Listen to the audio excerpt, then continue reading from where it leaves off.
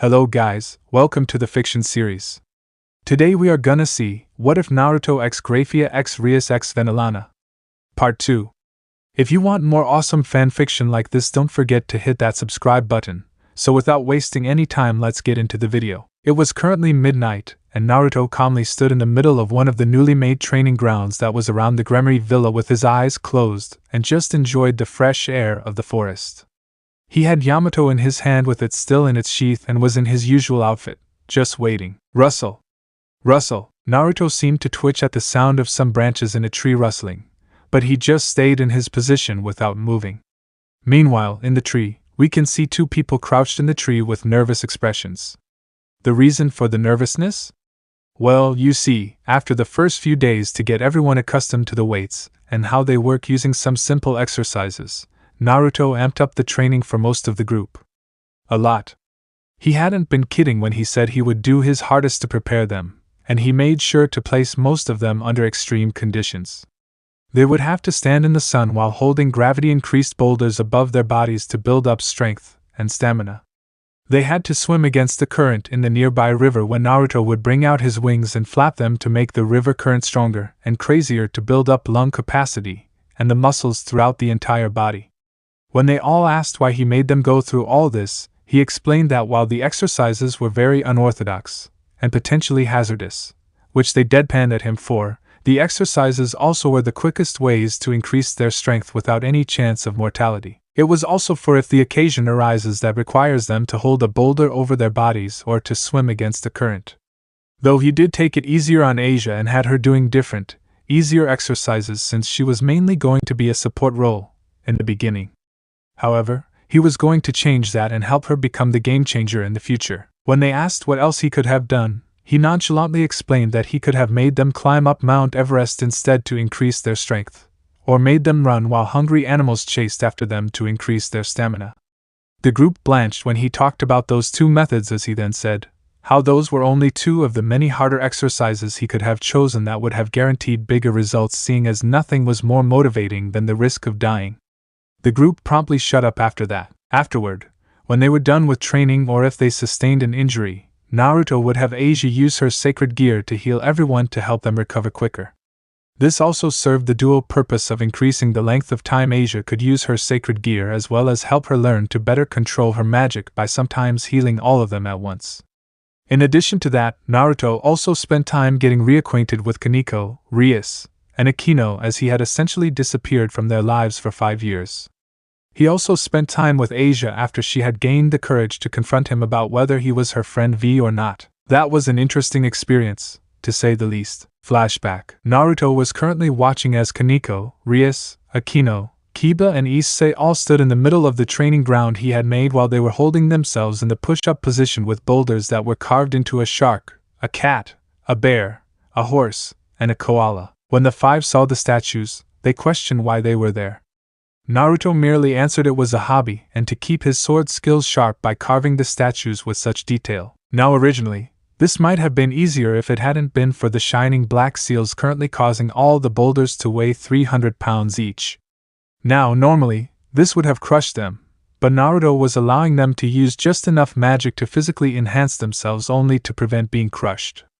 Though it probably didn't matter since he's had them do this for almost 3 hours now. Naruto? When he heard this, Naruto turned to see a nervous-looking Asia standing behind him wearing a tight, white sports bra that nicely hugged her cup breasts, and a pair of forest green shorts that went to her mid-thighs, showing off her nice, long, and smooth legs, and hugged her ass nicely, and a pair of white and black trainers. Her hair was currently in a braid to keep it from becoming an issue when working out, as Naruto currently had her running laps and increased the weights she was using a little more to make it more challenging for her. Yes? Is there something you need, Asia? Asked Naruto, as he hoped everything was alright. Asia nodded and said, yes, I just wanted to talk to you about something. Asia then subtly looked towards the others and said, in private, if that is okay with you? Naruto noticed the look and nodded his head, while saying, I understand. Let me just deal with them very quickly and then I'll come to talk with you. Naruto then turned to the five to see the ground under their chins beginning to form little puddles of sweat and said, all right everyone, you're done for the day. As soon as he said that, with a wave of his hand, the seals stopped shining black and turned white, showing they were now decreasing the weight so that the group could flop to the ground without worry of being crushed. With that, Naruto looked back at Asia and motioned for her to lead the way, getting her to nod before the two walked off. After the two were sure the others wouldn't hear them, Naruto asked, "Alright Asia, what was it that you wished to talk about?" Asia had her back turned to him as she began saying, "About 2 years ago, in Italy, I was walking to an orphanage to help some of the children and to cheer them up. But I tripped and hurt myself on my elbow and knee. They weren't too severe, but they had prevented me from moving successfully due to the pain. It was early in the morning, so no one was awake and walking around to help me. However, some men walked out of a nearby alley and looked at me with lecherous eyes, and I knew what they were planning as they walked closer to me." As Asia talked, Naruto looked slightly angry as also identified by him tightening his grip around Yamato and clenching his free hand until the knuckles were white on both hands. Asia didn't notice this as she kept talking while also pulling something out. "I had closed my eyes wishing that someone would be there to help me and that it wasn't real, and then someone did help me. They were covered in a tattered cloak so I couldn't see them, but I saw their glowing blue eyes and had introduced themselves to me as V after I helped heal them. After that, V and I began to spend time together and got closer to each other. But then one day, he vanished and had disappeared and I hadn't seen him since. He left a note saying not to worry about him and that he would see me again in the future, and so I waited for him, but he never showed up. I waited for him, hoping, praying that he would come back. I wished that he would come back when I was excommunicated from the church, but he never showed up." As Asia had said all this, Naruto had a look of sadness and guilt, but before he could do anything, Asia turned back to him, to reveal that she was holding something and was crying. He looked and noticed it was a royal blue handkerchief, and when he looked at the corner, he saw a familiar symbol. Asia then said, "Before he disappeared I had taken this because I wanted to return it, and to also ask if maybe he wanted to become a couple, but I never got the chance. So all these years, I've kept his handkerchief, used it, washed it, and kept it clean for the day that I ever met him again. I could give this back to him and tell him something." Asia then looked at Naruto with a determined look that would have been impressive if the tears and slight blush on her face didn't make her look so cute. She then asked, "So, my question is, are you my friend V, Naruto? And if so, where have you been all this time?" Naruto sighed while he scratched the back of his head before he looked towards Asia and began to move towards her, with her not moving an inch. He then gently grasped her hands holding the handkerchief, taking it from her and said, "I never meant to leave you alone for so long, but unfortunately I was unable to come back as some enemies I made had found me and I didn't want them learning about you. So, I decided to leave to protect you."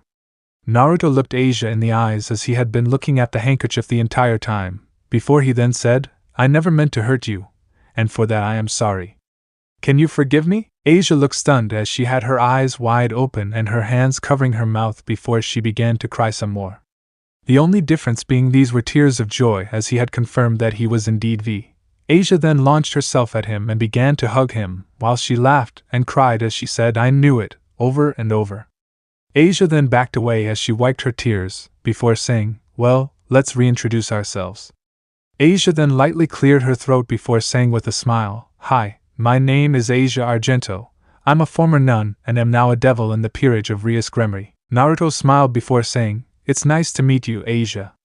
My name is Naruto Uzumaki. I'm a free knight, with a loose tie to Sursuk Sensei's peerage and have recently returned after 5 years of traveling around the world." The two were happy that they could reignite their friendship from the past while Asia thought that she would finally get the chance to tell him her feelings, at some point at least. However, unknown to the two, someone had been listening in on their conversation and unknown to everyone, this will cause problems in the future. Flashback over. After that conversation, Naruto had also been reconnecting with Asia, finding out about what has happened in her life since he had to leave. He was glad that she had made new friends with Rias and the others and that they had helped her integrate into the school. He was sad that she was excommunicated from the church and he wasn't there for her. Though, he was also suspicious of the devil who had sought her out to be healed. Especially since no devil goes to a church willingly, even if they were injured and the church had a healer. Naruto had decided that he would look into that interaction, as no devil did anything unless they had something to gain from it. Naruto had spent the past several days training the group to the best of his ability, and he could honestly say that he was proud of them. The only one he seemed to be concerned about was Issei, as the boy had been acting strangely as of late. However, Naruto didn't know him that well, so he simply took it as this being the way the boy naturally acts. Anyways, Naruto just continued to stand in the middle of the training grounds waiting with his eyes closed. He then heard more rustling and slowly moved his hand towards Yamato's grip, and once he gripped it, several people jumped out of the bushes and trees and made a beeline straight for him. Naruto immediately began dodging all of the attempts to hit him, before he swung a sheathed Yamato around, causing a gust of wind to blow the attackers back. When the wind settled, one of the attackers went on the offensive again with a sword. Naruto responded by blocking each strike with Yamato, which he still didn't draw from its sheath. Naruto then sensed something coming up behind him and swiftly jumped, flipping over the attacker who was aiming for a sneak attack. This caused them to hit the opponent with the sword, sending both flying, one from the failed attack, and the other from the momentum of their attack. Before the two could move, Naruto appeared and knocked the two on the head with his sheathed sword, knocking them out. Naruto then quickly had to dodge as several lightning strikes were launched where he was standing. Naruto looked up just in time for a flash of bigger lightning to strike, causing a cloud of smoke and dust to cover the area. The attacker was trying to look through the dust cloud to see if they managed to land the attack. However, before they could react, Naruto came flying out of the smoke, heading straight towards the figure, and before they could react, Naruto slammed the still-sheathed Yamato into their stomach, sending them crashing to the floor, inadvertently clearing the dust from before. Naruto was about to push the offensive, when he suddenly sliced an arrow made of red and black energy, causing it to explode behind him. Naruto noticed more arrows coming towards him, getting him to fly through the air as he began to dodge them, but he then noticed that they began to follow him, surprising him a bit. Naruto began to pick up speed in an attempt to lose or dodge the arrows, but the arrows simply sped up as well. Naruto flew through the air, making twists and sharp turns, dodging the arrows and causing some of them to collide with each other. Naruto then noticed another arrow get launched and began flying straight for where it originated from, getting the rest of the arrows to follow. Naruto kept flying before he ducked down into the trees, making him have to dodge the trees along with the arrows. As he kept flying, the arrows would collide with the trees, either causing explosions or simply erasing whatever they came into contact with. The opponent who sent the arrows noticed Naruto was closing in on them, so they began charging up for a counterattack. They held their hand out, palm facing the sky, as red and black energy seemed to form a spear above their hand. The spear was long and shiny, as it seemed to also emit a slight black miasma.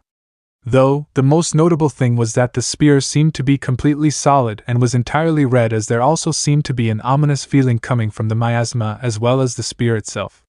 Once Naruto was within 100 meters and still heading straight for them, they launched their attack with a shout of Hakaya no Yari.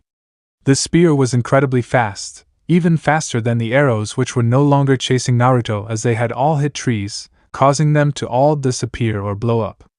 After Naruto had finished with all the arrows, he was flying at high speed towards his target, but at the last second, he noticed a spear was heading towards him, causing his eyes to widen before he slashed at the attack using the now unsheathed Yamato. This caused an explosion which created a massive dust cloud, blinding the attacker as they searched for Naruto, before feeling something sharp and metallic on their neck. The smoke and dust cleared before revealing Naruto holding Yamato against the opponent's neck as he said, "I win, Rias." That's right, the people who had been attacking Naruto were, in fact, Rias and her peerage, though the two currently missing members were Issei and Asia. Though that was for different reasons. Rias sighed as she felt Naruto remove his sword from her neck. She didn't sigh in relief as she knew Naruto would never hurt her like that, but more in disappointment that she couldn't beat Naruto.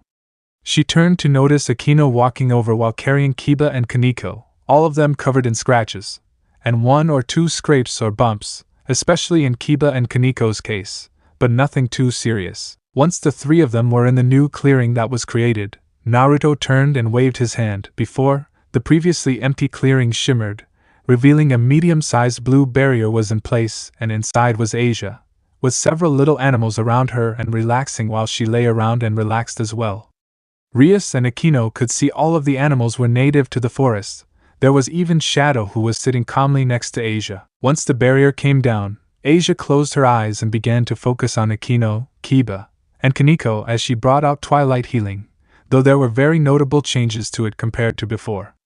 When training had first started, everyone knew that Asia's twilight healing looked like a pair of rings, though now it seemed to have changed or evolved. Now, instead of 2 rings, with one on each hand, Asia sported what looked to be 2 metal, fingerless gloves instead with the same design and look as her twilight healing, which also didn't look uncomfortable or stiff as Asia was able to move her hands normally. Akino, Kiba, and Kaneko were suddenly covered in a layer of green light. Rias, Naruto, and Akino watched as all the scratches and scrapes healed and disappeared before Kiba and Kaneko began groaning as they slowly woke up from being unconscious. Asia then stopped as she opened her eyes, getting the light to disappear from around Akino and the now groaning Kiba and Kaneko before she stood up and walked over to the others with Shadow following and the animals dispersing. Kaneko and Kiba groaned for about another minute before the two of them looked at Naruto before saying at the same time, "Did you really have to knock us on the head with a shield, Yamato?" Naruto simply chuckled and said yes, as knowing Kaneko, she would attempt to fake being unconscious, before attempting a surprise attack. "As for you, I simply just felt like doing that so that I wouldn't have to deal with some of those annoying swords you figured out how to make." At this, everyone began laughing as Kiba and Kaneko grumbled since they were defeated so easily, before Rias stopped and turned towards Asia as she said, "By the way, I wanted to know, what are those gloves? They look similar to Twilight Healing but are gloves instead of rings." Asia giggled as everyone, minus Naruto, looked at her curiously before she walked over to Naruto and wrapped her arms around his right arm as she said, "Well, these are the Twilight Healing but they evolved recently when I was training with Naruto. We're not sure why it happened, but it just happened so suddenly when he was teaching me the fighting style he suggested for me. In fact, we've been meaning to see what other abilities it gives me, but we haven't had the time." Asia finished while looking slightly crestfallen since, due to the small time frame, they couldn't see what she could do. Asia's expression, however, went from sad to surprise when Naruto patted her head after removing his arm from hers as he smiled and said, "Don't feel bad, Asia. This little outing wasn't meant to increase your strength by an incredible amount. This was only meant to increase what skills that all of you already had, and improve on them to give you guys more of a fighting chance. The fact your sacred gear evolved was a surprise, but it was a very welcome surprise." Asia smiled and nodded as she had to agree with Naruto on that, while the others were happy for Asia. Rias, however, was more along the lines of ecstatic, as she cleared her throat, gaining everyone's attention as she said, "I know, according to my brother, that sometimes sacred gears gain other abilities or their current abilities evolve as well when they undergo an evolution such as this.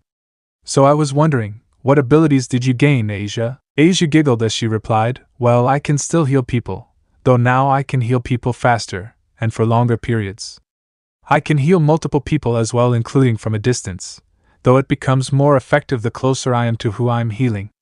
Asia then brought up her hands before showing a baby blue light instead of the regular green light as she said, "I am now also able to heal myself, and I've also gained an ability that uses only the soothing aspect of my sacred gear." At that, the other three were confused on how that would be effective, as Kiba asked, "That is quite impressive, Asia-san, but how would a soothing effect be useful?" Asia gained a slightly mischievous glint in her eye, that went completely over Kiba's head due to him believing Asia was harmless because of her cuteness.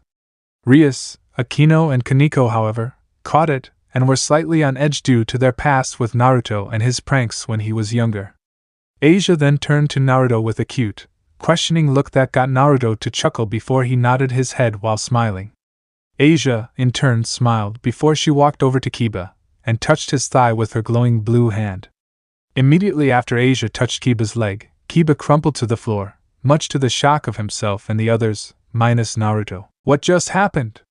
Kiba shouted, very much freaking out since he couldn't feel his leg, and it was something that scared him. Asia giggled as she replied, "Hee, well, basically, what I did was relax your leg to the point that it feels numb, causing you to be unable to use it.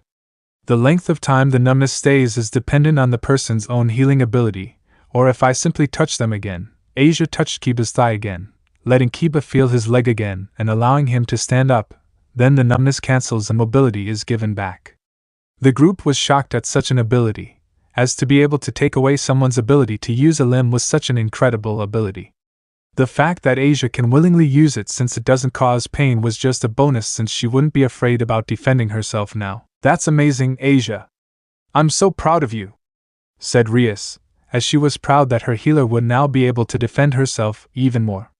Especially since now, Asia could incapacitate opponents and enemies without actually hurting them. Indeed, now little Asia won't have to worry about hurting someone to defend herself, said Akino, as she was also very proud of Asia. Asia blushed as she wasn't used to being complimented in such a way, but she still smiled as she was happy to be acknowledged like this. When she was with the church, she was thanked and complimented back then as well, but they thanked her for her sacred gear, not actually for anything she did. Don't get her wrong, she loved helping and healing people, but it became tiresome when people only thanked or complimented you for something you owned. Anyways, began Naruto, gaining their attention, that about wraps up this little training trip, and I am proud to say that all of you have impro crash. Naruto was unable to finish as there was a loud crash. Getting the group to look and see the missing member of their group was currently on the ground panting as he had a gauntlet on his left arm. The gauntlet was a blood-red color and seemed to almost resemble scales. There was a large green jewel implanted where the top of the hand is, as well as 2 golden spikes jutting out from the sides. This was the sacred gear known as the boosted gear. It earned its name due to its ability to double the power of the user every 10 seconds. However, the number of times the user can boost and the duration are all dependent on the user's stamina. However, the thing to notice was that he was currently sweating and panting like crazy. The reason? He was currently carrying 4 tree trunks with 2 in each arm as training. The point was to increase his physical strength by carrying the tree trunks while increasing his stamina and endurance by using his sacred gear to increase his strength and concentration because he needed to focus on keeping his strength enhances or face getting crushed. The crash just now was him dropping the tree trunks to the ground as Asia walked over and used her sacred gear to heal his pain enough so that it wasn't unbearable, but more uncomfortable. Issei looked to her and said, "Thank you, Asia-chan, but why didn't you heal me completely?" "Because Naruto-kun told me that by allowing your muscles to heal naturally, it lets them get stronger quicker rather than healing them with my sacred gear," replied Asia. Naruto nodded his head and patted Asia's head as he said, "It's true. Anytime magic is used to heal injuries, it does make your body stronger, but nothing beats how strong your body becomes when healing naturally. I even told her not to heal the others entirely for that exact reason." Issei looked at Naruto with a mostly indescribable look, but one thing that could be seen was pure jealousy. He hated how Naruto was so much stronger than him and how he had the attention of all the girls. Even Asia seemed to favor Naruto over himself, and she had just met him. Of course, Issei and the rest don't know about Naruto and Asia's history together. Then again, they never did ask if the two had a history since, to all of them, they had only just met during the meeting with Riser. Naruto then cleared his throat to get everyone's attention and said, "Now then, training is done and I want all of you to pack up to go home and get some rest and discuss plans for the last 2 days before the match. After all, there's no point in doing all this work if you don't rest as well." The group smiled and with that, everyone went to pack up before getting some sleep and heading home in the morning. As the group walked, Kaneko realized that Naruto was still standing in the same spot and turned back before asking, "Naruto? Are you coming?" This got everyone else to stop as well and turn back before Naruto simply chuckled and said, "I have some things to take care of tonight and over the next 2 days, so I probably won't see you until the day of the rating game." Seeing the looks he was receiving from the group, mainly Asia, Kaneko, Akino, and Rias, he simply smiled and said, "Don't worry, it'll be fine. Go get some rest, you guys still have some preparing to do before the match." With that, the group began to continue their way to the villa. Asia looked back again with a worried look. Naruto, seeing the look, sent her a smile to reassure her that he would be fine, getting her to nod before she caught up with the group. Naruto continued to keep his senses up until he felt them all enter the villa, at which point, he began to make his way further into the forest. As he walked, he felt a presence was nearby and it seemed to contain an increasing amount of lust the closer he got to it. He narrowed his eyes as he stopped when he felt the presence vanish while he used his thumb to slightly unsheath his sword and tensed his body to move at a moment's notice. He was prepared to strike if they made a move against him when he suddenly heard some rustling in the bushes nearby. With his hand on the hilt of his sword, he quickly turned to see a black cat walking out of the bush staring at him with its golden eyes. Seeing the cat, Naruto sighed before relaxing his body and placing Yamato completely back into its sheath as he said, "Really, Kuroka? Need I remind you that attempting to sneak up on me is pointless?" The cat merely smirked before it was covered in a plume of smoke as he heard a voice say, "Naya." I guess my attempt in surprising Naruto was a failure, Naya." Once the smoke cleared, Naruto was treated to the sight of a very beautiful woman standing before him. Just like the cat form she was using, she had long black hair and golden eyes.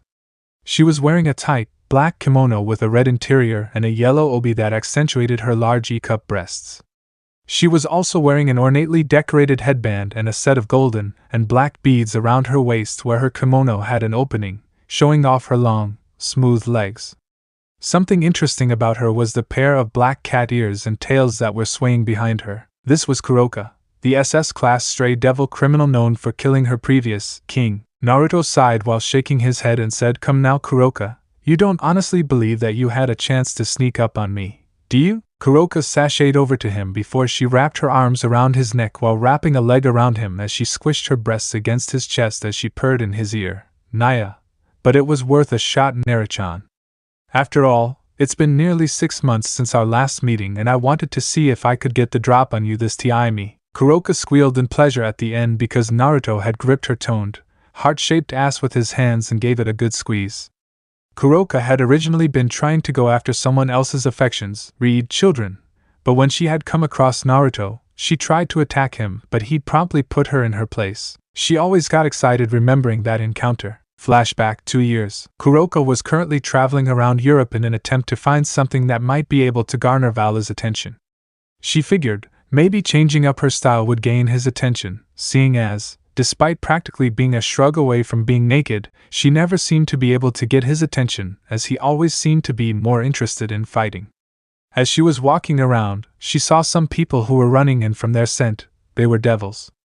However, they seemed to be running away from something if the panicked looks on their faces were anything to go by. She watched as the group ran before one tripped and fell with the rest of the group, not even looking back. She watched as the devil scrambled to get up before he suddenly stopped moving and fell to literal pieces. Kuroka was shocked as she had sensed something right before the devil stopped, but she was broken from her thoughts when someone else passed the dead devil, sword in hand, as they chased after the rest of the devils. She couldn't see much from the person due to the tattered cloak they were wearing that covered them from head to toe. On top of that, she couldn't tell what this person was despite trying to sense him. She could tell they were something supernatural, but she just couldn't tell what. Deciding that her curiosity needed to be sated, she followed after the group by jumping from roof to roof. She watched as the group of devils eventually came to a dead end when they brought their wings out. She watched as the devils lifted off the ground, but then the one chasing them swung their sword. She felt more than saw the attack as it passed the devils before each of them lost a wing as they were cut off at the same time. She couldn't recognize the attack, but she knew it used a familiar type of energy. But she just couldn't seem to place it since it was in such a small quantity. She was broken from her thoughts when the cloaked figure walked up to the injured devils with his sword still in hand. She watched as they stopped, and sheathed the sword before using it as a cane as the person then spoke to the downed devils. "Now then, I believe you three have some answers to some question I have about your recent actions in this part of the human world and your leaders," said the cloaked figure, who Kuroka could now identify was a male by their voice. One of the devils gained a brief burst of courage, read, stupidity, and shouted, "We aren't going to tell you shit, commoner filth." The area suddenly went silent and Kuroka could feel her tails and the fur on them standing on end as the entire area suddenly seemed to have an increase in gravity, as the cloaked male suddenly gained a visible aura of dark blue energy with a dark red outline. Kuroka watched as the aura seemed to expand more and more before the person lifted their head, and she saw their glowing blue eyes staring at the devil with absolute pity and power. The devil began to shake in fear before the aura died down, and the cloaked figure walked past them, getting the devil to sigh in relief, the other devils to smirk smugly, and Kuroka to get confused before they all heard a resounding ring. At that moment, the devils seemed to stop moving before they fell apart to several bloody pieces, while the cloaked figure continued walking up to the remaining 2 devils and asked, "Are you going to tell me what I want, or am I going to have to reunite you with your friend over there?" The 2 devils were extremely terrified at this point, and nodded their heads, showing they were beginning to comply. Kuroka, on the other hand, was feeling curious about the male and the power they used for their attacks. "Excellent, now then, my first question, what are you devils doing here in Europe?" the cloaked figure asked. "We were told to cause you unrest and tension be between the underworld and heaven," the first devil informed. "By doing what exactly?" "Anything we wanted. If we wanted to kill someone, we could." If we wanted something, we'd steal it, the second devil said. The devil saw the cloaked figure's glowing eyes narrow as his aura came back and he asked, "Did you rape anyone while you here in Europe?" This stopped the devils cold, and judging by the pale, panicking looks they now sported, Kuroka and the cloaked figure could guess they had. However, the figure kept his cool for the moment as he asked, "This is my last question. Who ordered you to cause the tension between heaven and the underworld?" It was our leader Dash. The first devil began before they along with the second devil spontaneously combusted into blue fire, leaving nothing but ashes. The cloaked figure had moved back when the fire started in surprise, while Kuroka did the same as she hadn't been expecting that. Unfortunately, some of the flames caught onto the cloak and quickly began to spread but were unable to do anything when Kuroka saw the cloak get quickly thrown off in a show of blue sparks and embers while the now visible person gathered some of the flames along the edge of his sword. Kuroka would admit that this person was indeed attractive, but those devils were small fry, and being able to take them down didn't prove much. She was about to leave when she had to dodge an incoming attack, causing an explosion of the same blue flames while she backflipped. When she landed, she found herself face to face with the person holding his still flaming sword in front of her face with a hardened yet cold look on his face. Kuroka realized that she had gotten careless and underestimated this person simply because they were capable of taking down a couple of weak devils. "Who are you? What are you doing here?" the person asked. She looked up at the person in front of her. Kuroka answered, "I am Kuroka and I was just very curious when I saw this group of devils running away from something. Though now it appears they were running from someone instead." She watched as the person narrowed his eyes at her, before relaxing and walking away from her. She then watched as he summoned a magic circle, or what should have been a magic circle. She noticed that it was royal blue on the outer and inner circles and there were no designs or symbols. She realized what he was doing. He was making new magic for himself, but he required something as a base. Then she remembered the blue fire and watched as he placed the circles over his still flaming sword before the fire was sucked into the circle, causing it to spin while designs finally began to appear. The designs were dark red and continued to fill and complete the magic circle until she saw a symbol of a sword with wings appear in the center, showing he had completed his magic. Kuroka was stunned by this as, while she may not pay much attention to magic due to using her senjutsu and nijutsu, she remembered Lefei saying that making a new magic circle was extremely difficult and dangerous to do. And yet, this person just made a new circle like it was the norm. Now she had to get this person to join Kao's brigade. Kuroka realized she must have zoned out for a good 2 minutes as she then realized he wasn't anywhere in sight. Jumping to the roofs, she began to use her senjutsu to search for him to attempt to get him to join, even if by force. She knew what she was looking for as she just had to look for the energy signature that she couldn't tell what it was. After getting a lock on him, she began to make her way to him before finding him in a park where he pulled out a slab of meat and gave it to a black panther. She was shocked to see the panther, especially when she got closer and saw that it didn't seem to be a normal panther. As she got closer, the panther suddenly stopped eating and began growling in her direction, gaining the young man's attention as well, before he narrowed his eyes at her and placed his hand in front of the panther, getting it to stop growling. "It's alright, Shadow. Keep eating, I'll handle this," the young man said, getting the panther to look at Kuroka again, sending her one last growl, before it went back to eating its slab of meat. As if to say it was annoyed, she interrupted its meal. The young man looked at her and asked, "Why are you following me?" Kuroka smirked and said, "I gotta admit, I originally was just gonna leave you alone, but then I saw you use that blue fire earlier to make a magic circle.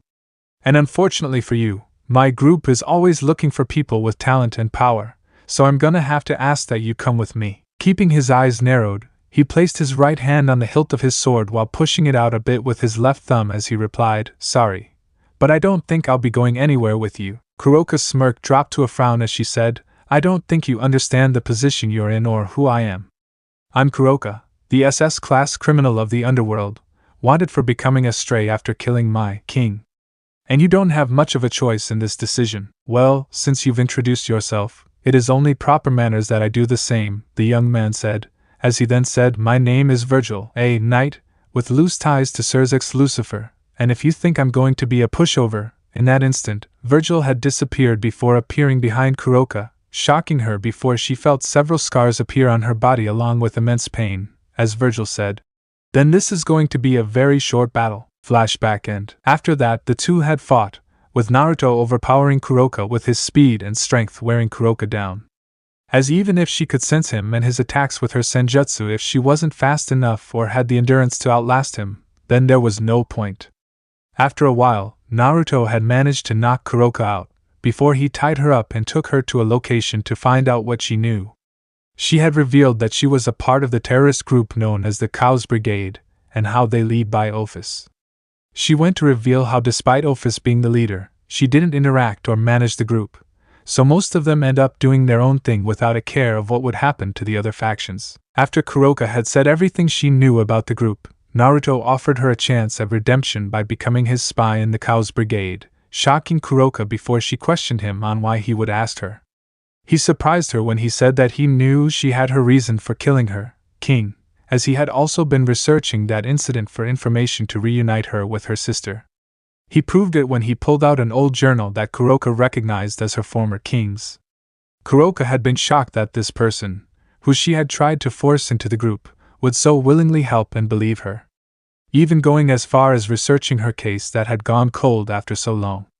Kuroka couldn't remember the last time she had cried so much out of joy and relief at someone believing her. Since then, Kuroka would report back to Naruto roughly every 6 months to not draw attention to herself. She had even made a challenge to Naruto, that if she could get the drop on him once, then he would have to marry her and let her bear his children. Naruto agreed, and since then she has tried 3 times and failed each time, with this being the 4th.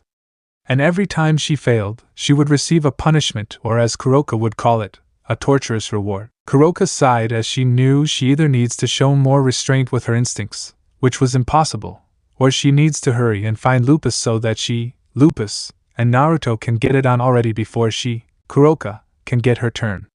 And from what she's felt the one time he let it slide that she groped him, he was hiding a monster down there. Kuroka summoned a portal before disappearing, completely missing a pair of red eyes that had been watching the two of them with anger, jealousy, and a hint of restrained lust. Soon, Naruto-sama. I will have my revenge soon, the figure thought, before disappearing. Time skip, day of the match. It was finally the day of the match, and Naruto was making his way towards the school where he would meet up with the rest of the group.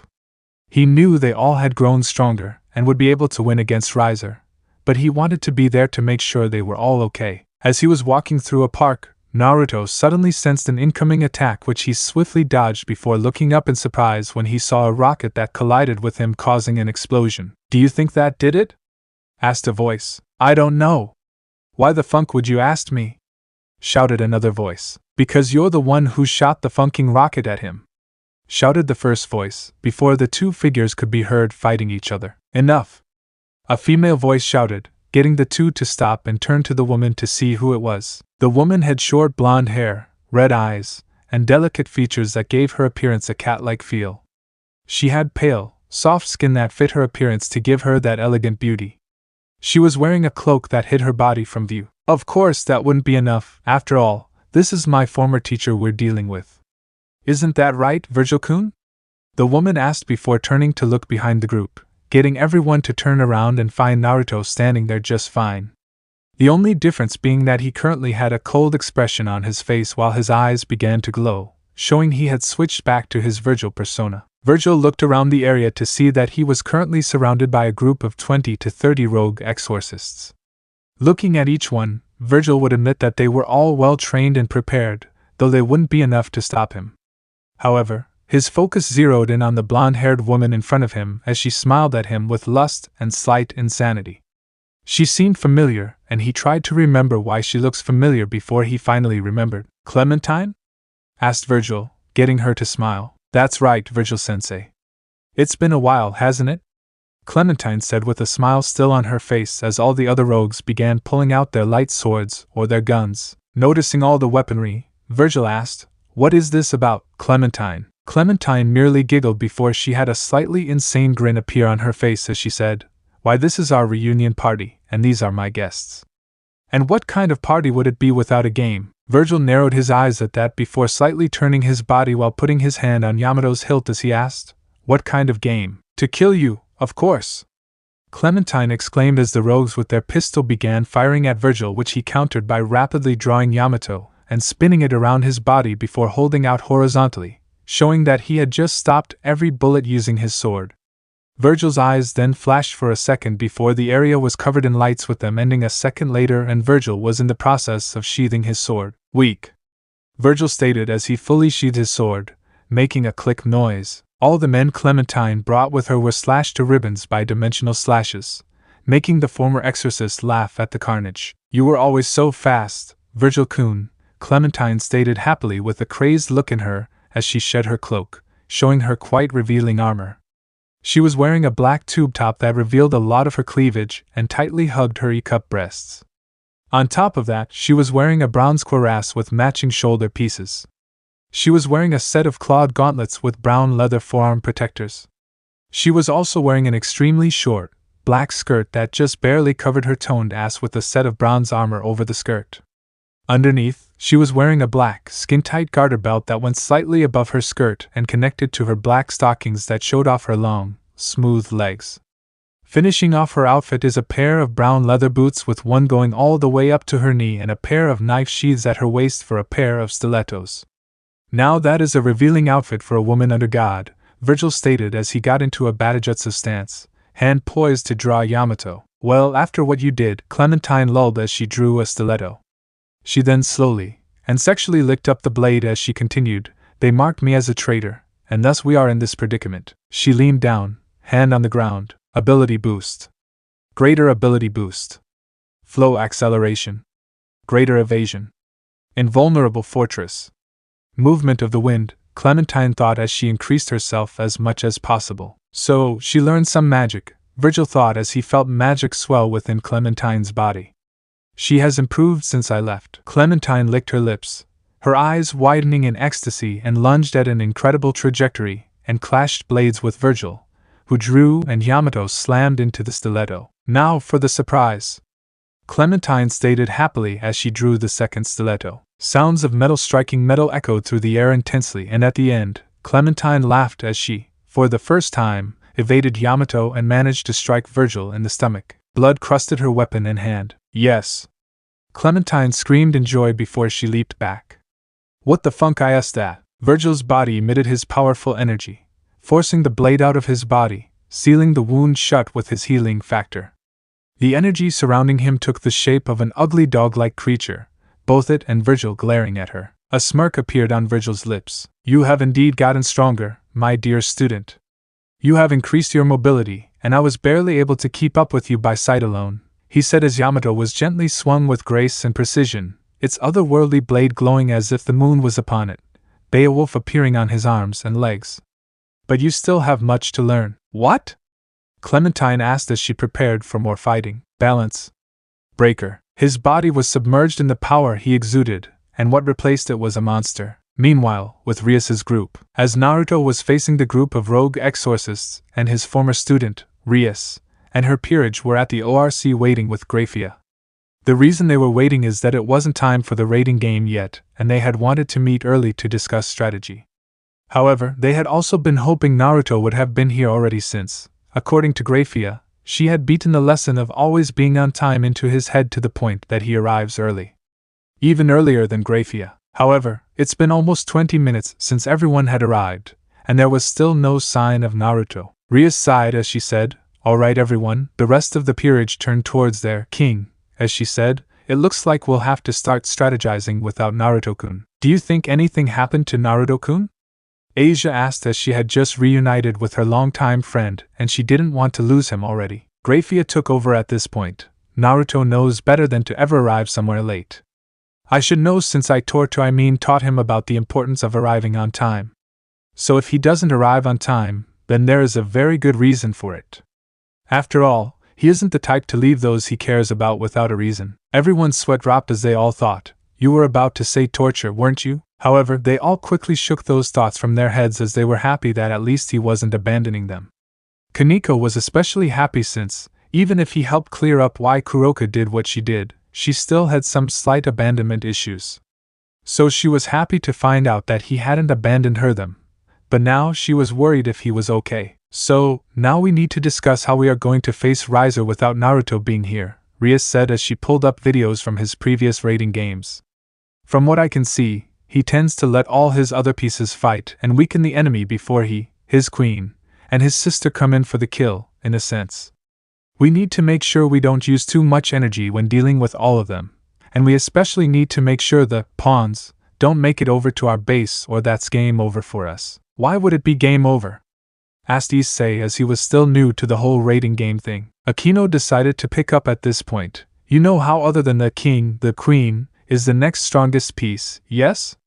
When Issei nodded, she then explained, well, it would be game over for us because if all of the pawns make it to our base, then they can promote to queen, and instead of facing one, we would be facing the equivalent of 9 queens. Issei paled at that as he knew how strong Akino was, and if this was the same as facing 9 Akinos, then he'd really have to make sure they stop the pawns. Okay, so how are we going to stop them? Issei asked. We could set traps. Everyone turned to Kaneko, prompting her to continue her idea. If we place traps, then we can stop them and not use as much energy, Kaneko said before she continued. Naruto told me that the best traps are the ones that hide behind dummy traps and capture the enemy instead of hurting them.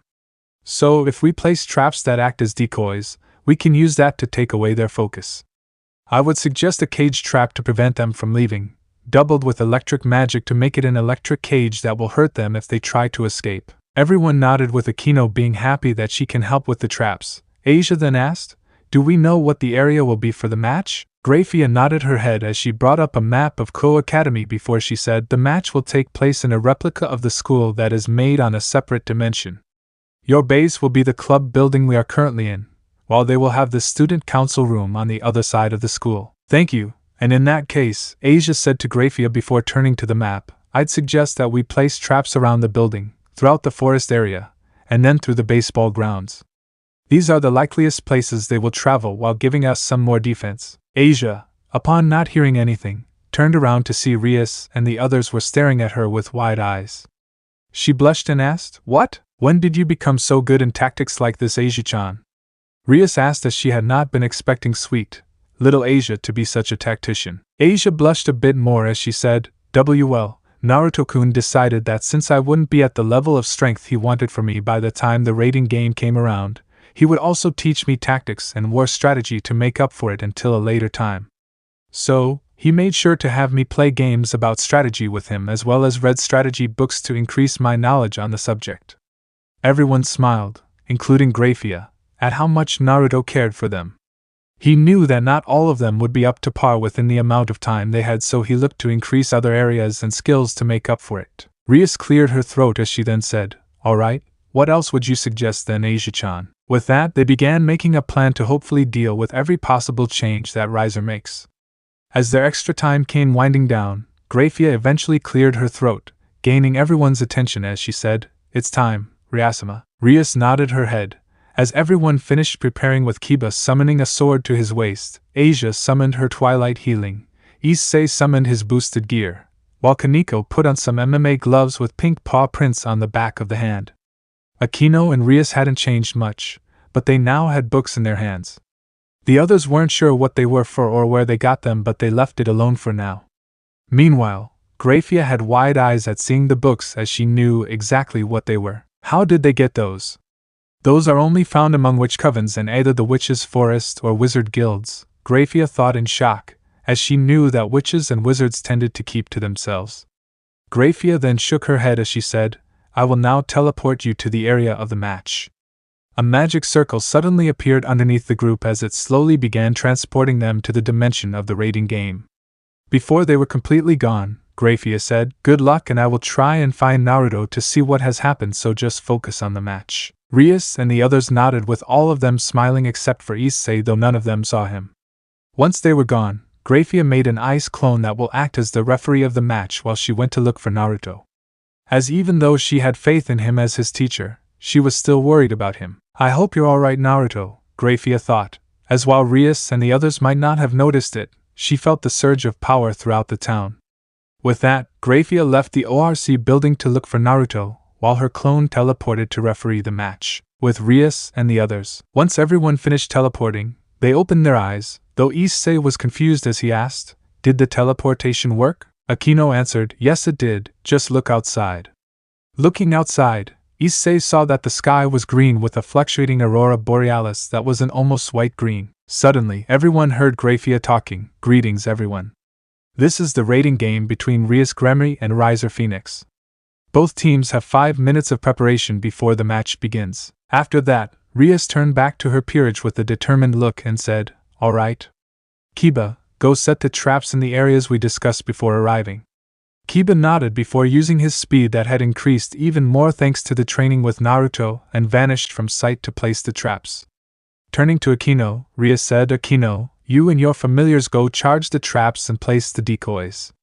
Akino simply smiled while summoning her familiars, which were a bunch of little imps.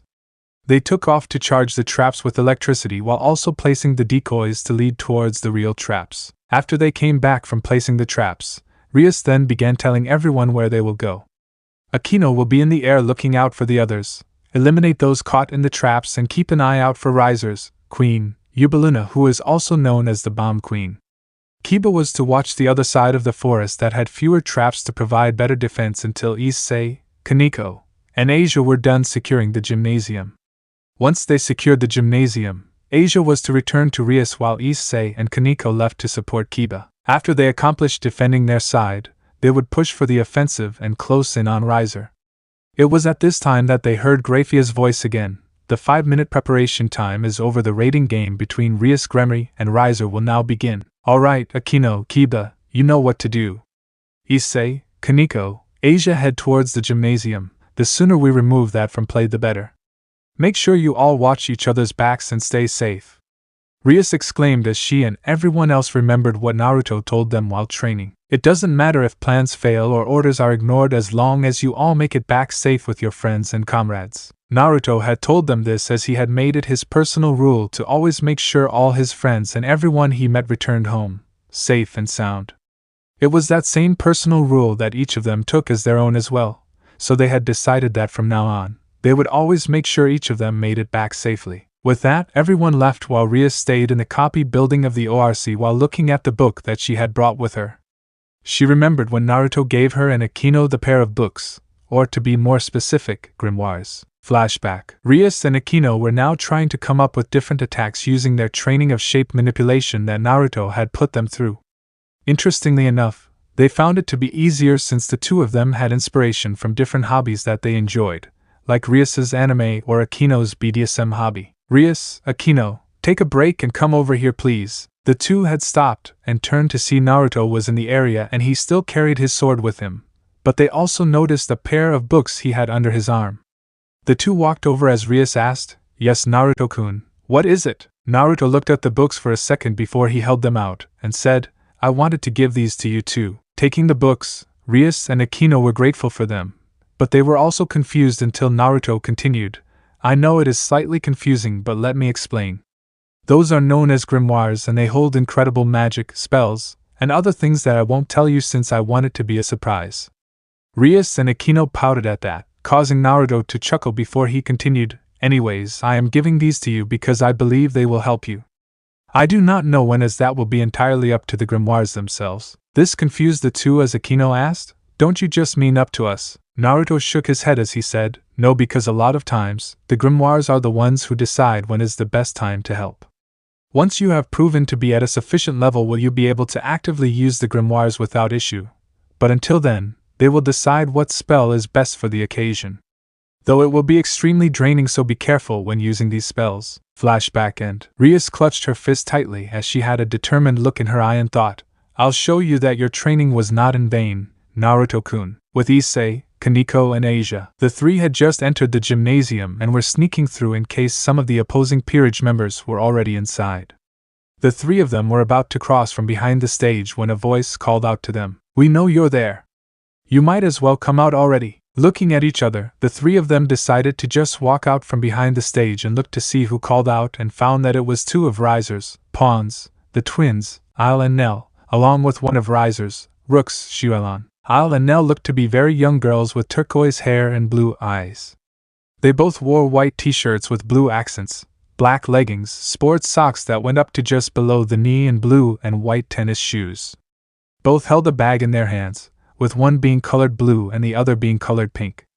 Shuelan, on the other hand, was a well-endowed, young woman with blue eyes and black hair styled in 2 buns and V-styled bangs. She was wearing a blue chipao with gold accents that is open at the chest area showing off her D-cup breasts while she had a white sash tied around her waist. To finish off her outfit, she had a pair of black, low-heeled shoes and black arm guards on her forearms. Look, look! It's the perv who insulted Riser-sama and called him filthy. Al exclaimed while pointing at Issei, getting Nell to laugh while Xiaolan lightly chuckled. The right side of Kaniko's mouth was twitching in her attempt to not smile, while Asia had a sheepish expression. Issei, on the other hand, just looked pissed at being made fun of for who he was. What made it worse was the fact that he couldn't defend himself without making himself out to be worse. On top of that, either Kaniko or Asia were trying to defend him either. Then again, they really couldn't say anything since it was true that he was a perv and that he had insulted Riser. But Issei was at least going to try and defend himself as he exclaimed, "Hey! I may be a pervert, but at least I don't go around trying to practically force myself on girls like he practically did on Asia-chan." Asia slightly flinched at the reminder, but both also noticed how the girls seemed disgusted with Riser's actions and were surprised when Xiaolan said, "Yes, we wish to apologize for that, as Riser-sama is indeed not the best person, both in terms of personality and actions. We understand that his actions as of late have been inexcusable. Unfortunately, we are unable to say anything due to being low-class devils." Kaniko, Asia, and Issei nodded their heads in understanding. Kaniko because she had grown accustomed to the rules of devil society, while Asia and Issei were taught about how low-class devils were treated worse amongst other peerages due to being low-class. They knew that most high-class devils are cruel to their peerages or just don't care, with the Citri and Gremory families being some of the only families who treat their peerages like family. Asia replied, "It's okay, you shouldn't be the ones who apologize for your king's actions. Besides, I'm pretty sure that Vergil-kun would humiliate him if he ever tried anything towards me and the others." Kaniko and Issei smiled at Asia's kind nature, while they also knew that Naruto would most definitely humiliate Riser if the flaming chicken tried anything. Xiaolan, Isle and Nell were all surprised at the former nun's words but smiled at knowing she didn't blame them for their king's actions. "What's Vergil-san like?" Al asked, while Nell then asked, "Yeah, what's he like?" "What's he like?" Xiaolan then showed interest as she asked, "I must admit, I am quite curious as well. What is Vergil-san like?" "Well," Kaniko began, before deadpanning, "he's a slave driver. He acts cold towards people who cross him and shows no mercy towards those who hurt the ones he cares for." Kaniko then showed a soft smile as she said, "However, despite how he acts, he is extremely kind and shows more mercy towards people. He has a soft, caring side that he hides behind all of that stoicism and coldness, and tends not to show it in the most obvious of ways. But he still does regardless of whatever he says." This surprised Xiaolan and the twins, as they had seen Vergil's mannerisms and stoicism and were kinda scared when they first saw him. However, to find out that he had a softer side to himself made them very curious. Now that they had thought about it, when he first arrived, he could have hurt Mira much more than he did, but he simply knocked her out by sending a pulse of energy to send her into the wall. "Wow," Xiaolan said with a shocked expression still on her face. "Now I'm very curious about this so-called softer side of Vergil-san." Looking at Al and Nell, Xiaolan asked, "How about you girls?" Al and Nell smiled as they both exclaimed, "Yeah." Xiaolan then looked back at the Gremory group and asked, "Do you know if Vergil-san is a high-class devil and is looking for a peerage?" The Gremory group was confused by this, and they looked at each other before shrugging their shoulders as Asia answered, "We're not sure if he is looking for prospective members for a peerage, but he has told us that he isn't a high class yet. He is mid-class but simply needs to prove that he has the power, control, and strength to become a high class." Xiaolan and the girls looked down at that, getting Asia to be curious. "Why did you wish to know?" Xiaolan then looked at the three and sighed before she said, "The reason we're asking is that we wanted to see if he would like to take us on as his peerage members." This shocked the Gremory group, getting Kaniko to ask, "Why would you want to go with Vergil-kun?" Xiaolan scoffed and said, "I'm not sure if you've noticed, but the peerage doesn't like Riser-sama, and we all found out that he manipulated us in some way when we originally met him. For example, these two lost their home and mother in a fire, and Riser-sama had saved them, and they joined his peerage. But we later found out that he had caused the fire just make himself out to be the hero, since he had seen their mother's beauty and had originally wanted her, but she refused. For Eubelina, she was once part of a noble family and was a part of an arranged marriage herself, but she was seduced by Riser and made to believe that he cared for her. She willingly left with him out of love only to find out that he only cared for her body and not for her as a person. Now she puts on a strong front, but I and the others in the peerage know that she is miserable. Kaneko, Asia, and Issei were stunned that even Riser's own peerage hated him, but after Shuolan explained why, then it made sense. If they had all been manipulated into joining Rias's peerage through a sad and traumatic event, or their feelings, they would hate her too. Asia had to wonder though, why were they telling them this? Asia began, getting everyone's attention. Why are you telling this to us? Wouldn't it be better if you told the Satans about what's been happening? Shuolan sighed as she said, while that is true, who's to say that they would even take the time to listen to us? Like I said, we're only low-class devils, and it would turn into a game of the word of a bunch of low-class devils versus a high-class devil's word. If that ever happened, it would probably end up going in Riser-sama's favor before the rest of us are punished. That's also the reason why we still have to participate in this rating game, even if we don't want to. Issei, Kaneko, and Asia nodded their heads in understanding, as there would always be a case of nobles being favored for their class and status rather than being fair to all. Kaneko understood that from past experiences of when she had first met Surzex when he saved her from being executed for the actions of her sister. Meanwhile, Asia and Issei knew that from the human world and how the underdogs were always looked down upon. Kaneko nodded her head and said, "We understand, and if it makes any difference, we'll see about getting our king to talk to her brother about your situation. And while I understand that you don't wish to take part in the raiding game, don't think we won't take it easy on you." Kaneko finished with a smirk as she tightened her gloves. Shuolan smirked along with Isle and Nell, who Shuolan had told to uncover their ears, as she got in a stance and replied, "We wouldn't have it any other way. Isn't that right, girls?" Isle and Nell both exclaimed, "Yeah," before they suddenly pulled out a set of blue chainsaws which they revved up, and the chains were suddenly lit on fire. With that, Isle and Nell charged towards Issei and Asia while Shuolan charged Kaneko, officially starting the fight between the two peerages. Kaneko versus Shuolan. Shuolan first struck with a right jab while Kaneko blocked and threw her own, which Shuolan dodged.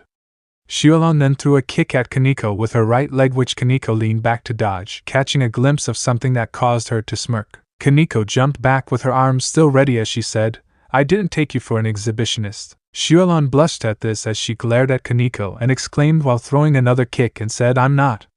But Riser-sama ordered me to not wear anything underneath. Despite my protests, I would have been fine with no bra since it would have looked strange with my outfit, but he expressly said no panties as well." Kaneko frowned at that as she dodged the kick and said, "Now, that's just abusing his position." Shuolan sent another kick towards Kaneko. "Right.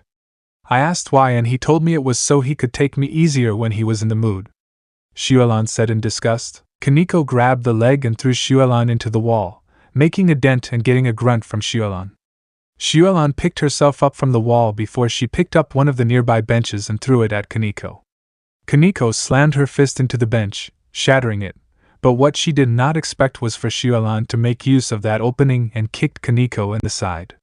This sent Kaneko flying, and where she slammed into a bunch of other benches, slightly tearing her shirt and skirt to show some of her midriff and some of her thighs. Shuolan smirked at Kaneko, getting her to glare before charging at Shuolan, with Shuolan doing the same before they jumped and threw a punch at each other's faces at the same time. Thankfully though, Kaneko had built up her defense and strength with her training, so she wasn't knocked back and instead had sent Shuolan slamming into the ground, making another dent. Shuolan was coughing as she had the air knocked out of her but was pushing herself up when Kaneko landed on her, causing her more pain and knocking her back to the ground. When Kaneko moved forward to land the finishing blow, they heard an exclamation of, "Haha!" Meanwhile, Asia versus Nell. Asia and Nell were in the middle of a fierce match to see who would land the first shot, as Nell kept swinging her flaming chainsaw while Asia tried to look for an opening. Asia was glad that Naruto had taught her how to fight, as now she was able to hold her own against some opponents. Asia knew that she was only doing well against Nell because Nell was around the same skill level as her, so it wasn't too difficult, but it wasn't easy either. Asia was currently dodging Nell's chainsaw while she had her twilight healing out, and her hands were shining blue. "This is a lot more difficult than I thought it would be," Asia thought to herself as she dodged another swipe but had her sleeve caught and torn off her nun's habit. "So I need to ask," Nell started getting Asia's attention while the two were still fighting, "what's it like being under your king's service? Asia blinked as she dodged another swipe before seeing an opening and landing a palm strike on one of Nell's hands and legs, numbing them and shocking Nell as she crumpled to the floor. Asia smiled then replied, "It's nice. Ryazan is very kind and treats all of us with respect, like family." Nell puffed her cheeks as she looked up at Asia and said, "Lucky, Riser-sama only treats us like his playthings. Like we aren't actual people and only objects meant to please him. And while Shualan and the others think me and my sister don't know what he's done and try to protect and shelter us, we know exactly what he did. We just don't want to hurt their feelings by thinking they couldn't protect us." Nell finished sadly as she felt bad about tricking the other girls in the peerage. It was bad enough that her younger sister, Il, came out traumatized, but if they were to find out that they failed in trying to protect them, they would feel terrible. Asia, sensing Nell's sadness, said, "Well, I think you should tell the others that you and your sister are aware of what he did." Nell looked at Asia like she was crazy, but then Asia continued, "You're afraid of hurting their feelings if they find out that you and your sister know what he did." "That is very true. It will hurt their feelings." Nell looked like she was about to agree until she heard what Asia said next. "But it won't hurt as much as them finding out that you and your sister knew, and never told them. It would make them feel like you didn't trust them, and that is the worst thing you could do to them." Nell was shocked as she hadn't thought about that, and she realized that Asia was right. Looking back up at Asia, Nell was about to thank her until both hers and Asia's attention was caught by an exclamation of, "Haha!" Meanwhile, Issei vs. Isle. While Kaneko was fighting her fellow Rook, and Asia handled one of the twins, Issei was in a panic while dodging and running from Isle, who was swinging her chainsaw around in an attempt to hit him while shouting various lines like, "Stand still! I just want to slice you up a bit." Or "Come on, don't you want to play?" Or "Don't worry. You'll be fine, probably missing a limb but you can get that healed easily." The scary part was that she was saying all this with her childish voice, freaking Issei the funk out. Of course, Issei wasn't getting tired as easily thanks to his training, but that voice she was using did not match what she was saying, and it scared the hell out of him. "Get a hold of yourself, partner." Issei almost tripped at the sudden voice in his head, but his fear of getting sliced by the little, chainsaw-wielding girl outweighed his surprise. "Drake?" Issei mentally asked. "No, this is the other voice in your head, Bob," Drake said sarcastically, before shouting, "Of course it's me. What the hell are you doing? I'm running for my life." "What the hell do you think I'm doing?" Issei mentally shouted, as he dodged another swing that came close to him. "I mean, why didn't you just summon your sacred gear to boost your defenses?" Drake shouted, getting Issei to smack himself before he summoned the boosted gear to his left arm. With an exclamation of "boost!" Issei was able to feel himself get stronger and faster as he turned around and dodged Isle's next swing before he backhanded the chainsaw with his left arm. This knocked the chainsaw out of her hands, shocking her before she fearfully looked at Issei. "Haha!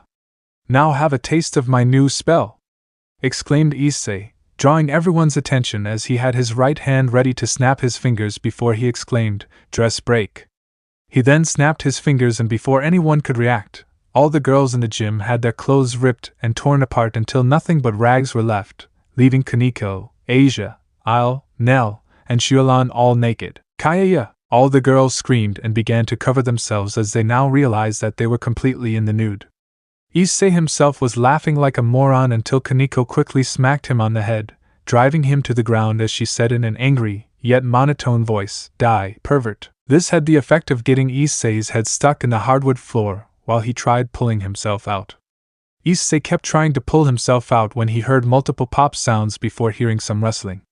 It took him about 10 minutes before he finally managed to get his head out of the ground, expecting to get another glimpse of all the naked girls, only to come to see a clothed Kaneko now wearing a pair of short shorts that hugged her toned ass nicely and showed off her smooth legs.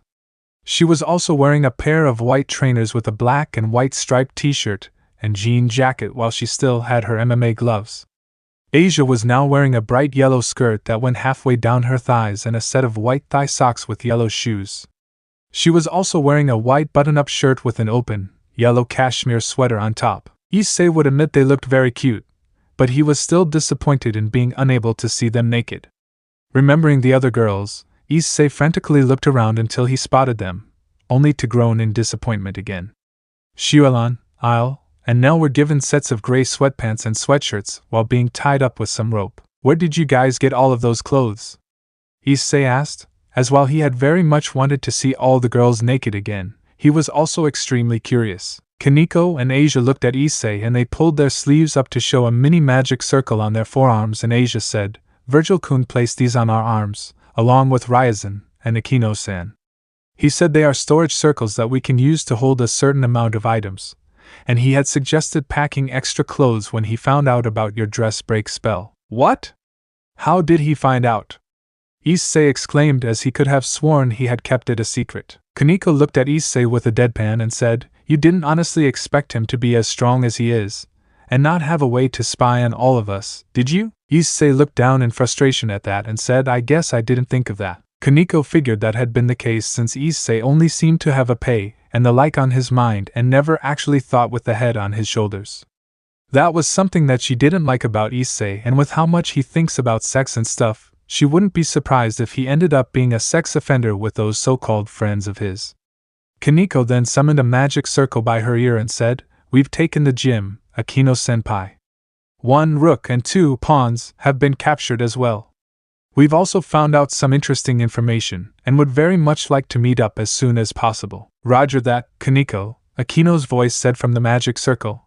Proceed with the plan and make your way towards Kiba-kun with Issei-kun after escorting Asia back to Rias. Understood, and try to make their elimination as painless as possible, please, Kaneko told Akino. I'll do my best, responded Akino, getting Kaneko to sigh before the magic circle vanished. Kaneko looked to Issei and Asia as she said, Alright, our job here is done. Now we're going to escort Asia back to Rias before meeting up with Kiba-senpai. The two nodded their heads before all three left the building, and once they had left they saw a bright flash from behind them. Turning around, they saw that the gym had been destroyed before hearing an announcement. 1 of Riser-sama's rooks and 2 of Riser-sama's pawns have retired. Kaneko, Asia, and Issei all looked up to see Akino in her Miko outfit, which consisted of a white haori with red accents, red hakama along with a pair of zora and white tabi. The group noticed that she was carrying the book with her, and they also noticed its intricate design. It had a light blue cover with plant-like designs on the front and back cover, while it had lightning designs running along the spine. Then in the center of the front cover was another lightning symbol. Akino looked back down at the trio before waving at them with a smile before she flew off. Kaneko then looked to Issei and said, Alright, we need to get Asia to Rias already. I don't like her being out here with just you and myself being the ones to protect her. Issei nodded in understanding, as the two of them weren't able to provide the best protection, especially from long-range fighters. With that, the three of them moved to get Asia to Rias before Kaneko and Issei moved to meet up with Kiba. Meanwhile, in the forest area, we find the rest of Riser's pawns walking through the forest cautiously. They were originally just strolling through the forest and launching fireballs at what they thought were horribly hidden traps. This turned out to be a mistake, as they found out those weren't merely decoys when they had triggered a trap in the form of a cage and had to quickly dodge. They were shocked to see that it wasn't even a regular cage, but an electric cage that was meant to prevent them from touching it or they would end up unconscious. After that, they had decided to proceed with more caution, as they wouldn't know which would be a fake and which was real, and if some traps were better hidden. This had slowed them down considerably, but they were finally making headway and finally had the ORC club in their sights. Finally made it.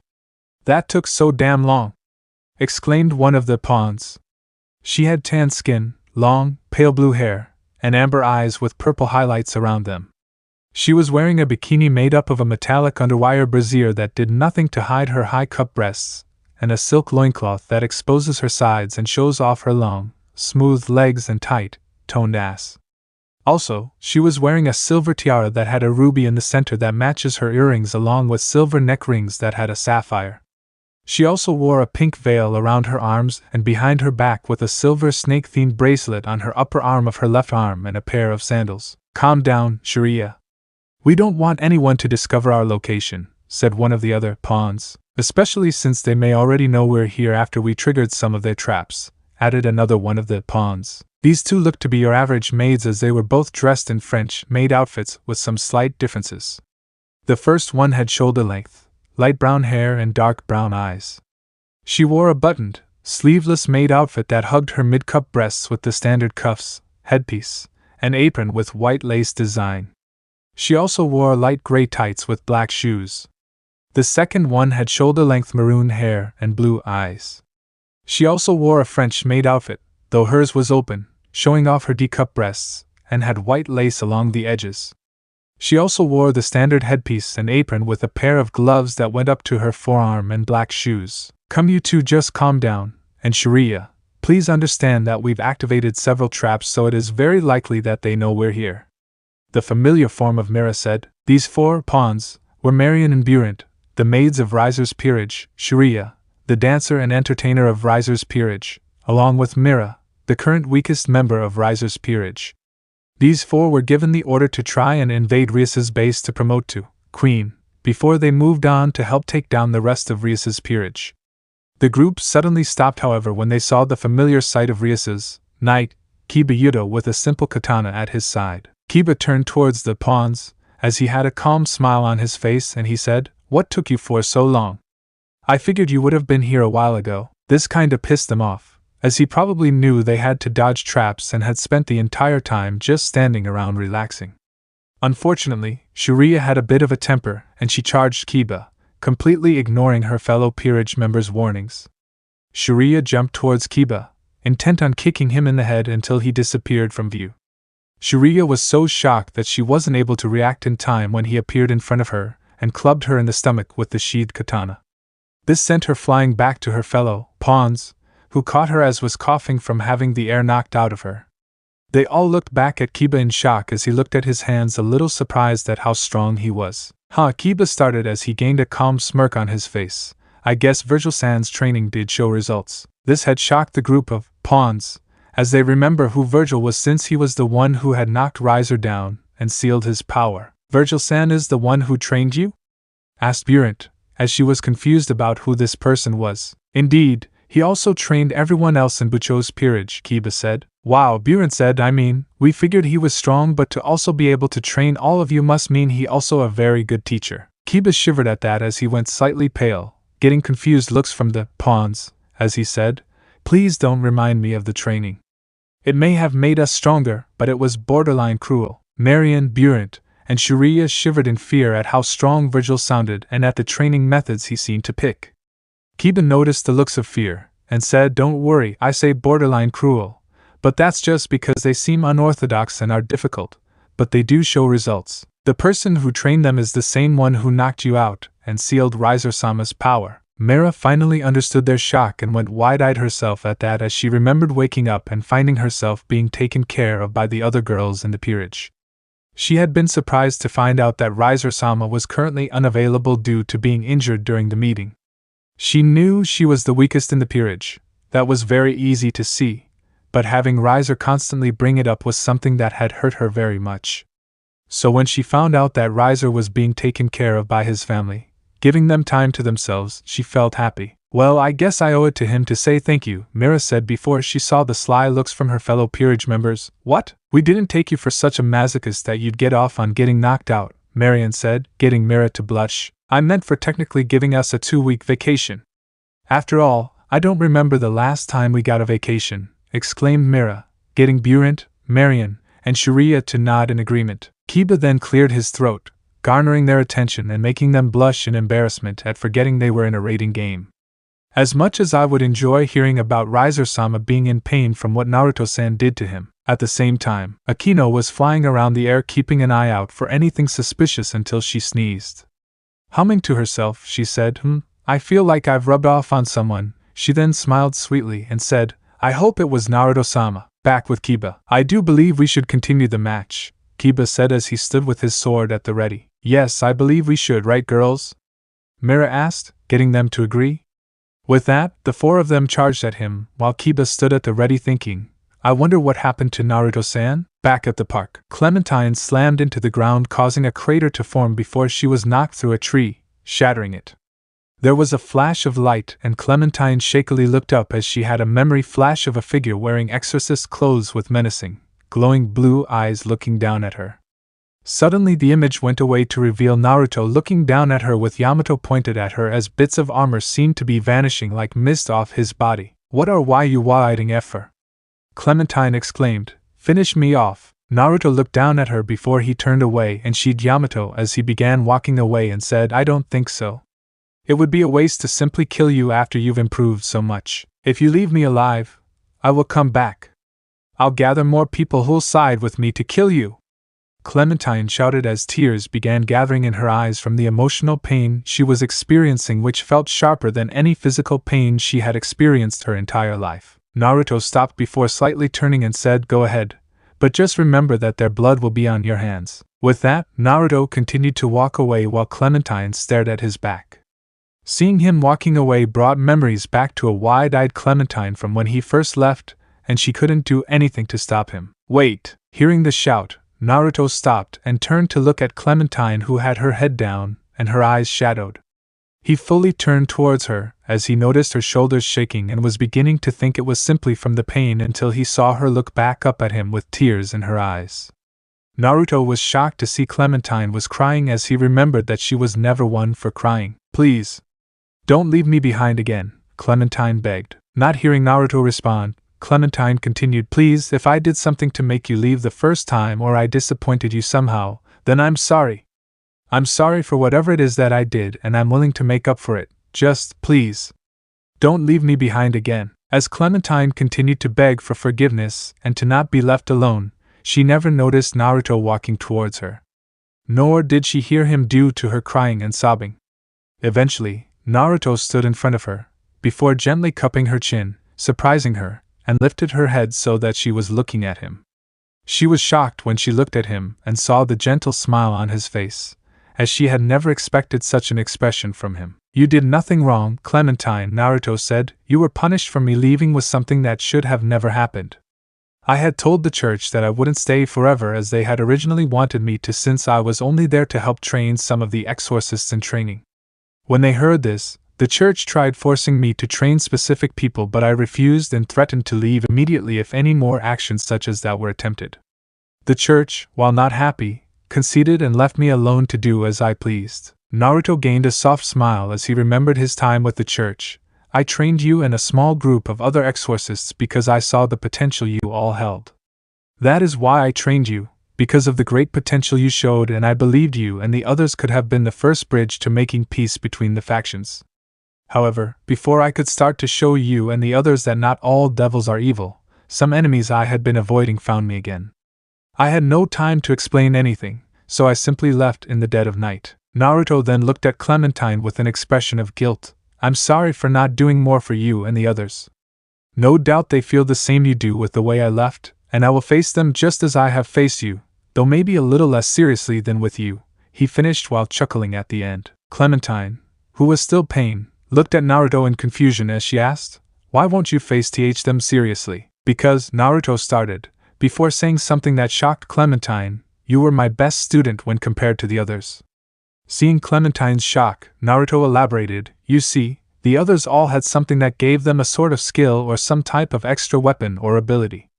You, however, didn't have any extra abilities, skills, or weapons, and this made you train harder to make up for it. No weakness, no crutch, no specialties. You were just you, and that was the best thing about you." Clementine was shocked at his words, as he had never given praise before. Hearing him say that she was his best student made her happy. But she was confused about something, however. Before she could ask, Naruto moved his now glowing towards her and said, "Now I think that's enough talking for now. Why don't you get some rest?" With that, Clementine's world went dark as she lost consciousness. Naruto then summoned a magic circle underneath Clementine, but before he could teleport her away to someplace safe, he felt a jolt go through his body. Eyes widening, Naruto grunted in pain before held to his hands and knees, panting heavily while holding his side as he spits up some blood away from Clementine's direction. Naruto looked at the blood and saw what looked to be pieces of black metal rods before he began vomiting up more blood and more metal rods. "Damn it! I forgot how much it hurts, and how exhausting it is after using that," Naruto thought to himself as he kept holding his side while he began shaking from the pain he was feeling. "Well, what did you expect?" Naruto knew exactly who this voice was, so he didn't outwardly react as he thought. "I knew what to expect, Beowulf. I just forgot how painful it was using your balance breaker, since it's not like I can train with it." The one Naruto was communicating with was the spirit within his sacred gear, which didn't have an actual name, so he just called them by the name of the spirit, Beowulf. Beowulf looks like an extremely large wolf with dark gray, almost black fur. However, he has veins of light flowing all around his body while his singular eye glows bright white and a scar is over his other eye. Naruto had met Beowulf one day when he was facing a group of powerful devils and was on the verge of being defeated when he awakened his balance breaker.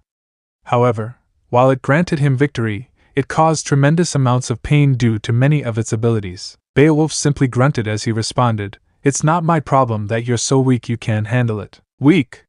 Naruto mentally shouted, "I'll have you know that I am most certainly not weak." "Whatever you say," Beowulf replied in an uncaring voice before closing the link between them shut. "URG." Naruto grunted as he tried standing but failed and fell again from how weak he felt, struggling to stay conscious. Naruto suddenly felt a presence entering the park and weakly turned to see Grayfia looking around frantically before she spotted him. Her eyes widened in shock as she saw how he looked before she ran over to him and placed his head on her lap. "Naruto! Are you alright?" Grayfia asked, incredibly worried about her student. Naruto weakly looked at Grayfia as he said, "I am fine. Just suffering a bit of pain from using my sacred gear." Grayfia looked at Naruto like he had too as she shouted, "You're spitting up blood." "I don't think that qualifies as fine." Naruto began to chuckle painfully before coughing and turning to the sides, spitting up some more blood so as to not get any on Grayfia.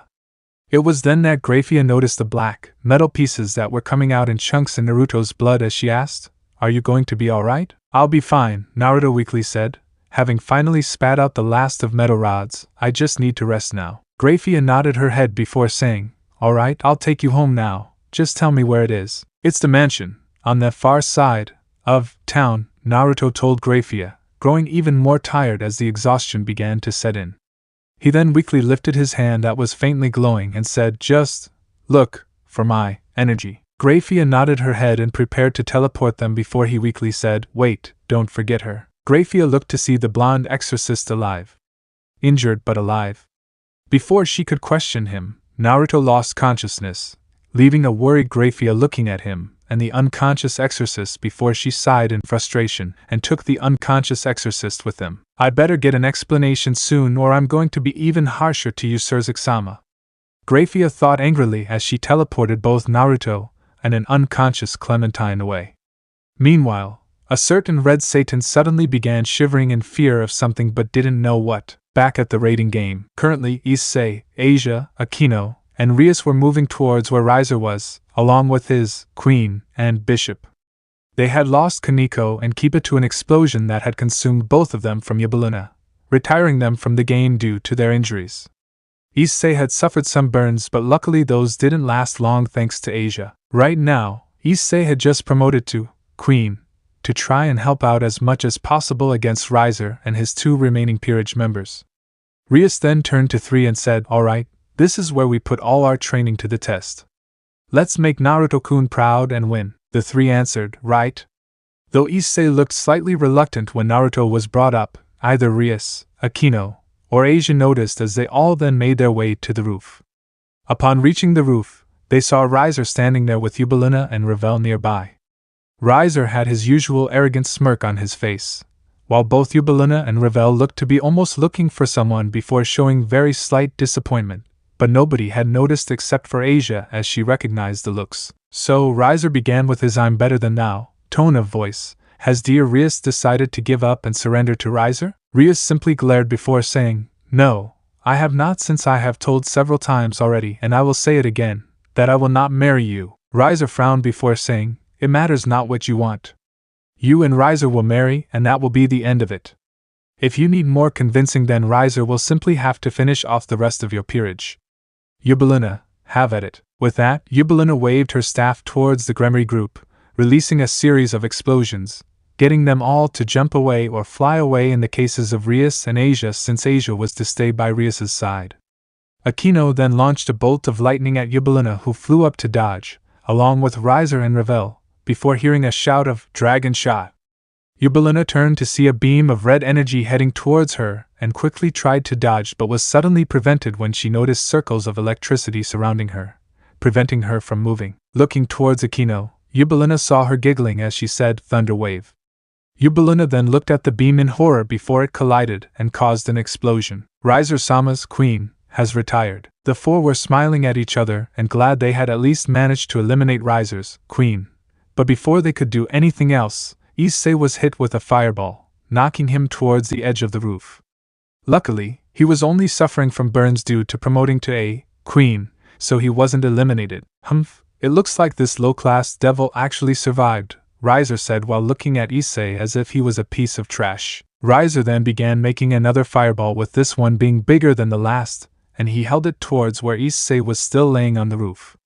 The burns he was suffering were slowly healing thanks to Asia and her new ability to heal from a distance, but it was still at a slow pace due to how far she was from him. Surrender, Rias, Riser said while making the fireball seem even more threatening, or Riser will continue to burn your little pawn. Rias was glaring even harder at Riser when he said that, along with Akino and Asia. Rias then shouted, I will never surrender. Riser simply sneered before saying, so be it. Enjoyed the funeral of your pawn. With that, Riser launched the fireball at Issei, and Issei could only watch with one open eye as the fireball came closer. Asia, Rias, and Akino all began to rush to try and get to Issei, but they knew they would be too late. Suddenly, Akino felt a pulse of magic and time seemed to stop as she looked to see the grimoire shining. It suddenly opened by itself and went flying through several pages before it stopped on a page with writing that she was unable to understand, but she instinctively knew exactly what it was. Akino then shouted, Reijin no Nagagatsu. Suddenly time flowed back and everyone continued watching as the fireball drew closer to Issei when there was a sudden flash of light before an explosion from the fireball. Riser was looking at the smoke with an arrogant smirk as he waited for the announcement, but when he didn't hear one, his smirk dropped as he began looking through the smoke to see that Issei was being held over Akino's shoulder. However, something to notice was the rough-looking boots made of lightning that were on her feet and went up to her knees. Everyone was shocked to see this as no one had ever heard of creating armor out of magic like this. Even Surzek's true form, while similar, wasn't anything like this. Akino put Issei down and immediately collapsed into unconsciousness due to the amount of power she had used from the spell. Ryasama's queen has retired. With that announcement, Akino vanished like all the others who were retired from the amount of damage they took. This left everyone shocked at Akino performing such a powerful magic spell that it knocked her out of the raiding game. However, one person had a different reaction as she was shocked at how much power one spell was able to exude. One spell caused her speed to increase that much. Rias thought to herself in shock, I know Naruto said the spells were powerful, but I didn't know they were that powerful. I guess that also explains why she got knocked out after using it. Rias was both shocked and amazed in the power that one spell showed, especially in one who hadn't reached the proper level to use it yet. She was even amazed when she noticed that Akino's grimoire complemented her abilities over lightning-based magic. Looking to the grimoire that she had tethered to her waist from some small chains that seemed to magically connect to her skirt, and were wrapped around her grimoire. Her grimoire was a crimson-red color that matched her hair with black waved designs along the spine and cover of the book, while the center of the book had a black sphere that seemed to be absorbing all the designs of the cover. But what about my grimoire? Thought Rias. Was this situation not dire enough to warrant the usage of a spell?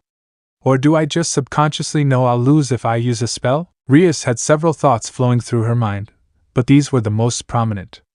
She wanted to know if all the spells were that powerful, or if it was just them not being proficient enough with magic to properly use them. However, she also knew that if she passed out due to using all of her magic and if the spell didn't defeat Riser, then she would lose. However, Rias was broken from her thoughts when she heard Riser say, well, Riser must admit that it was a shock for your queen to have that much power. However, it looks like that was only a one-off and it is now time for Riser to finish this little charade. With that, Riser made another fireball and launched it where Asia was, shocking everyone to the point that they couldn't react. Suddenly there was an explosion from the fireball, and when the smoke cleared, Asia was nowhere to be seen and only the roof suffered any damage. Issei was distraught, thinking that Asia had been attacked until the announcement came. Ryasama's bishop has been forfeited. Going wide-eyed, Issei looked at Rias and saw her with her hand extended towards where Asia had been with tears flowing down her eyes. Riser then smirked as he said, Riser is impressed with you, Rias. Forfeiting your own bishop, so that she doesn't get hurt, however, all you've done is make it even harder for you to win. Riser then disappeared and held Issei up by his throat, causing Issei to have difficulty breathing as Rias was wide-eyed at Riser's speed. Riser then began squeezing Issei's throat, getting him to gasp and grab at Riser's arm in an attempt to free himself, despite how futile it is. Now you have a choice, give up now and your pawn won't have to suffer anymore. Riser then gripped his hand a little harder, getting to gasp even louder due to the lack of air. Riser then said, or continue to fight and watch as your pawn suffers. Issei looked at Rias from the corner of his eye and weakly said, don't do it, Bibucho. Hearing the pain in Issei's voice, Rias looked conflicted for a moment before she fell to her knees as tears continued flowing from her eyes and she raised her arm before saying, I, Rias Gremory, surrender. With that, everything began turning white, overtaking the entire area and eventually, Rias, Riser, Revel, and Issei as well, teleporting the four out of the area, but not before a final announcement was heard. So this part ends here. Alright, that's it for today's video, guys. Let me know in the comment section how was the story, and also don't forget to like, share and subscribe.